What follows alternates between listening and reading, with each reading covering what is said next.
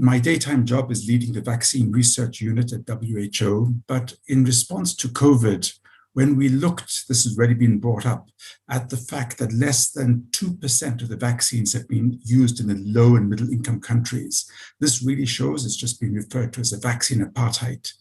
So we need to increase the supply of vaccines. This we've known for some time. And because of this desire to increase vaccine supply, with a number of other groups, with CEPI, with Gavi, Gates Foundation, we have created a group called the Vaccine Manufacturing Task Force within the COVAX activity.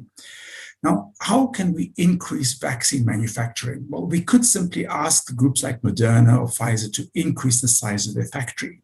But we've already seen that this is not going to solve the problem in the lower middle income countries. We really need to be building capacity in the low and middle income countries to produce vaccines. Now, there's two ways to do this. We can ask for a bilateral tech transfer, such as we've seen from AstraZeneca to the Serum Institute of India.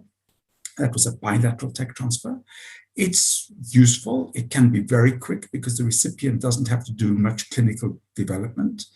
But the donors typically will only do this with recipients that are very experienced. And in the low-income countries, middle-income countries, there are not enough manufacturers that have the experience. So let's take Africa as an example. Over 1 billion people in Africa, but there is no really significant vaccine production there. There's 2 or 3 companies producing.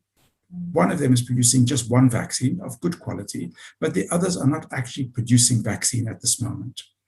So this is going to be difficult, therefore, for a bilateral technology transfer. So what we did previously, if we go back to 2005, when there was an H5N1 influenza scare, WHO set out on a multilateral technology transfer process, where we tried to help manufacturers around the world acquire the know-how of how to make vaccines. So know-how, what is the relevance of know-how? We've heard about the need for a patent waiver. But if you waive the patents, this isn't going to suddenly enable you to make vaccines if you don't have the know-how. My kitchen is full of recipe books. So I've got the recipe books there, but I still can't cook. This is because I lack the know-how. So what we are trying to do with the multilateral to try and increase this is we are establishing multilateral technology transfer, where we bring all of the necessary expertise to one single place, which becomes then a training facility. So as has just been described, yes, we know roughly how to make the mRNA vaccines. The process was presented. It's a very good process. It's not that difficult to make. But for people that have not done it before, it's like me in the kitchen. It's not a very good experience. So we're trying to bring the best chefs together and to go to a single training site. And to identify this training site, we put out a call for expression of interest a short while ago. And in the next week or so, we are going to be announcing where the first hub, this first technology training center, is going to be established.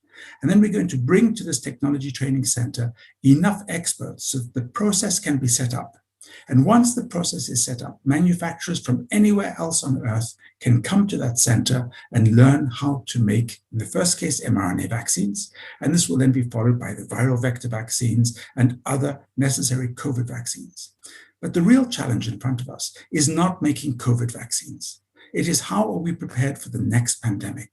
Because we hopefully, COVID is going to go away one day. And then a few years later, there will be another outbreak, another pandemic. So how do we make sure that these facilities that we are beginning to train and to build, how will they be ready in a few years' time? And this is a challenge because on the normal basis, there is an equilibrium in vaccine supply between the demand and the supply. If we now build new facilities, this is going to throw this equilibrium into disorder. And in countries like regions like Africa, many of the countries are procuring subsidized vaccines. So it's going to be difficult for these new facilities to sell into this market unless we actually do market shaping. We build a mechanism whereby these local manufacturers are actually guaranteed a market and are able to sell into their regional market with a premium above that from the international market. So I just finish that with this expression of interest, there were over 50 responses. So 25 were from countries saying, we want to acquire the mRNA vaccine. About 12 were from countries that said, we are prepared to host your mRNA technology training facility. And I'm pleased to say that at least 12 were from entities that said, we are prepared to share with the world our mRNA technology. Now, the challenge is none of those were Moderna or Pfizer-BioNTech. And what we've now seen with the announcement this morning from the interim results from CureVac is that not all mRNA vaccines are the same. So as we go forwards, we're going to have to make sure that the technology that we establish is going to be cost effective, but also the best technology we can possibly get.